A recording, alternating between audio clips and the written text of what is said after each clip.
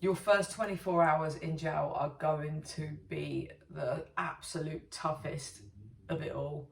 You're going to have that fear of not knowing. It's petrifying. You have no idea what you're walking into. And this is why I want to do these videos, to try and give you an insight of what you'd be facing if you're someone facing jail watching these, and give you a little bit of reassurance as well. So you'll either go to one or two jails. It'll be HMP Bronzefield where I was at, or you'll go to HMP Eastwood Park. Sentence jails don't take people straight from court, so you will go into a remand jail. So I will make a video on what you can get sent in and do it in the remand jail. Do it straight away, because they're really good compared to being sentenced. You can have so much more, but then you can take it to the sentence jail. So I'll explain in another video. So you'll come from court, obviously, sentenced or remand, and you will land up in reception. Straight away, you'll go into a little room and you have your picture taken by an officer. They're really nice. They try and make you feel as sort of relaxed as you possibly can be in that situation. From my experience, I was then taken straight into a room, and there was a youngish lady in there, and she asked me, was I okay? How was I feeling? Stuff like that. And as I started talking to her, I found out she was a prisoner. I thought she was like a counsellor or something. I thought, oh, this is really nice, like you've got someone you can talk to. But then it was even better. I was like, okay, like, wow, like, okay, so you've got straight away, you're gonna meet someone that is already a prisoner, and they're a respected prisoner, because they wouldn't have that job. So they do it generally because they care. That's why I did it. I'll never forget the day that I come into jail, and obviously I was absolutely petrified, and I was with somebody. I was arrested with somebody, and we both went to the same prison. So imagine being on your own. Like, oh yeah, it must have been horrific. So I did the job, meet and greet people as they come in, because I cared, and I wanted to make them know like it's going to be okay and support them and stuff like that. So this is what this girl done. So yeah, she can't always be there, because maybe she's doing another job, being a listener, being called out for something else. So if she's not there, it's not the end of the world. So then you'll go into reception, you'll get put in this room. Now you're going to be with other people. You're going to live. So for example, when I went in, there was about 8 other girls in there, and a couple of them were in exactly the same boat. One girl was crying her eyes out. She'd just been like sentenced. She'd been taken away from her kids. She was scared. So we become friends literally from that moment. We just clicked. We started chatting. We'd meet up on exercise and stuff like that. So you can talk to people when you get in there. Not everybody's the same. I mean, there's people that will come in high off drugs, or needing drugs. They're in a bad way. There's gobby, mouthy people, or there's people with mental health. That can be a bit scary as well, because you think, oh my God, like, is everybody in here like that? It's like really, really sort of daunting. But that's not for too long. I mean, you can be there for a couple of hours, but what will happen is they'll give you food as well. If you haven't eaten, that kind of food is a bit like the police station food. You get a microwave meal or whatever. They make sure you've got drinks if you want to drink while you're waiting.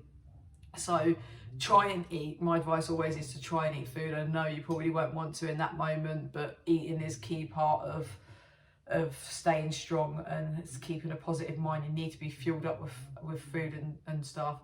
So you'll be waiting in there anyhow. You'll have to go to actually before they prop your stuff, you'll get a 5-minute phone call. You'll get this one phone call. You cannot say, oh, can I have 2 minutes to ring my mum and 3 minutes to ring my dad? You get a 5-minute phone call. And I've put on a video before that you must have a phone number with you, because if you don't have a phone number, then you're not going to be able to ring anybody.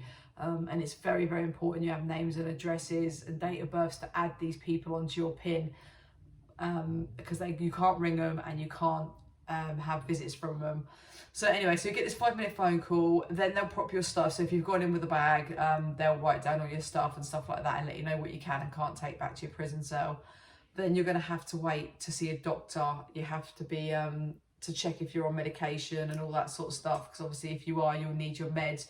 Don't panic. I mean, you might have to go without that day, but they will get it sorted, and whatever medication is confirmed by your doctor outside, you'll get it inside. So then from then you should be taken back by maybe one or two prisoners and an officer. So hopefully there'll be the induction team there that will meet and greet you and have a chat with you, explain how it works. They will comfort you, they'll reassure you, they'll take you back then. So yeah, say you're there 2-3 hours, you'll then get taken back to a cell.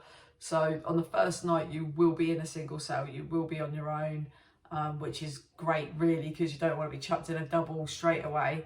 You will have a TV in your room. What the prisoners should do, so me as an induction worker, when I done it, they will take you into your cell, they'll make sure your TV's working, they'll make sure you've got an aerial. Believe it or not, when the rooms are empty, people steal them. They'll make sure you've got toilet roll, they'll make sure you've got a pillow and stuff. I never, if the TV wasn't working, it didn't matter if it was 1 in the morning and I was putting someone in their room, I would kick off. I'd be like, no, you need to get an aerial and that to the officers, because that's what part of our job is. And the officers would have the because they'd have to go around trying to find stuff to make sure people's TV worked. They've even put people in different cells because they're not clean or stuff like that. It's not acceptable. So if you don't go with a prisoner, just switch your TV on and make sure, check the remote that it's working, because the worst thing you want to do is be stuck in your cell with no TV on your first night of being in prison. So that's that really. You'll go in, you're going to wake up in the morning, you're going to hear a lot of noise, because as soon as the doors open, it's quite noisy. Don't sort of be alarmed by it. Some people are just loud people, and then if people are talking, people will shout over other people and stuff like that. Everyone has to get up and get out. I think work's about 8:30. They unlock you about 8:30. So what you need to do then is go straight downstairs. In your room, you should have a plate, a bowl and cutlery, plastic cutlery. And you go straight downstairs and you'll see the servery, you'll see the girls queuing up. Go and get your food. Don't stay shy, don't stay in your room. You need to eat. Even if you don't have to eat it downstairs neither, you can take it straight back up into your room. You don't have to mingle and stuff like that, but it's good to just get out, show your face. Some people might approach you, they might ask what you're in for. You know, that's your business. You tell them if you want to tell them. If you don't, I'm not gonna lie, they'll start thinking that it's for a bad crime and stuff like that. And don't lie about it, because girls do get people to Google people at home and stuff like that. So, you know, if it's something that, how do I express this? That, okay, so if it's drugs or fighting, all that sort of stuff, it's acceptable in prison, you know, it's cool, it's all right. So if it's something like that, just say what it is. They will, some people will talk to you, some people might not even acknowledge you. Red flags, I'm going to do a red flag video, but I will say now, sometimes girls will come straight in, oh, you got a bit of sugar, babe? They try and be like, straight away, just say, I've looked in my, because you'll get a tea pack bag, and just say, I don't have enough, I've looked at what's in there, I'm really sorry, but that's got to last me, because I've got to wait for canteen, I've got to wait for money to be sent in. And that'll be that will be it. Like, no one's going to kick off because you won't give them sugar and stuff like that. But the minute you start doing that, it then leads to more and more and more. Again, I'm going to do another video on that, because really I just wanted this to be about your first 24 hours. So then what will happen is the girls that came and met you when you first come into reception, they will come and see you. If they wasn't in reception, they should still come and see you the next morning. They'll have a chat with you, they'll comfort you, they'll show you how this, like the pod and stuff works and how the system works.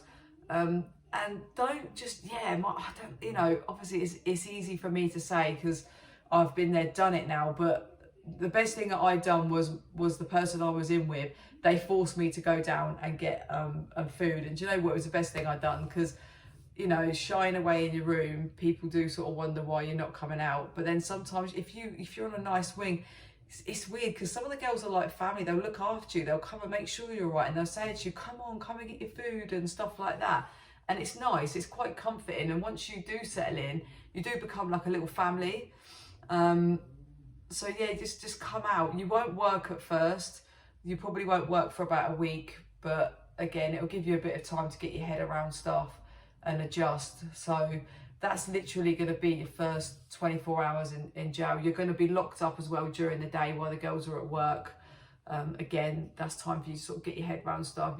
You'll get a couple of free letters a week, so you can write letters, watch TV, yeah, and you'll learn. The girls will end up teaching you everything that you can use, you know, how the system works. But I will do more videos. I will make more videos. I will do more uploads on all different things, on stuff like what colour buckets you can use in jail to mop and to use on the landing, and yeah, madness. And it's funny because all the prisoners know so much more about how the system works than officers. You'll have officers come up to us saying, oh, how do you do this, or what do you do with that, or can you show your new person this? So yeah, just to pre-warn you now as well, on the next day, the only time you can get to stay in a single cell is if you're a high risk. So the next day as well, you could possibly be put in a double with someone. That can only go one or two ways. It could be brilliant, it could be great that you've got company, or it could be just an idiot that does your absolute head in. So I will do another video on how to get your own cell and stay in a single cell. Thanks for watching, guys. And as always, if you're not subscribed already, please subscribe to my channel and let me know if there's anything else you want me to make. Cheers.